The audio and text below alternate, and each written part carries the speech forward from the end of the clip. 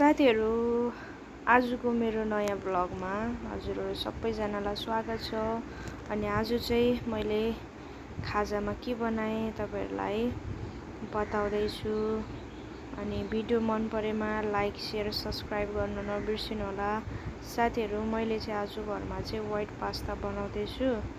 अनि मसँग जे घरमा एभाइलेबल कुराहरू छ त्यही कुराहरूबाट चाहिँ मैले बनाउँदैछु।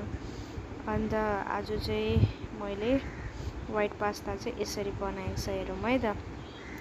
मैले बटर राखेँ, अनि गार्लिक फ्लेभरको लागि गार्लिकलाई छिन फ्राई गरेर त्यसमा दुध राखिदिएँ। अनि मसँग चाहिँ यहाँ देख्न सक्नुहुन्छ पोर्क थियो, त्यसलाई र प्याजलाई मैले सटे गरेको छु। अनि त्यसै गरी मसरुम, ब्रोकली अनि पास्ता त हुनै पर्यो, अनि अर्ग्यानो, अनि त्यसै गरी आफूसँग जे एभाइलेबल छ तपाईँले स्वादको लागि राख्न सक्नुहुन्छ है त।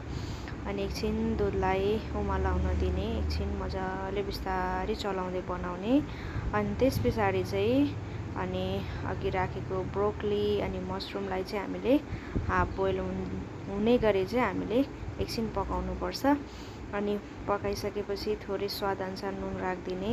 अनि ब्राउन सुगर पनि एड गर्न सक्नुहुन्छ स्वादको लागि। अनि मैले चाहिँ यहाँ राखेको छु ब्राउन सुगर, हजुरहरूले नराख्न पनि सक्नुहुन्छ है।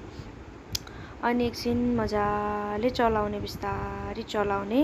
अनि हामीले अघि पोर्क र ओनियन सटे गरेर राखेको थियो त्यसलाई राखिदिन्छौँ। अनि बिस्तारै चलाउने है। अनि पास्ता त डाल्नै पर्यो।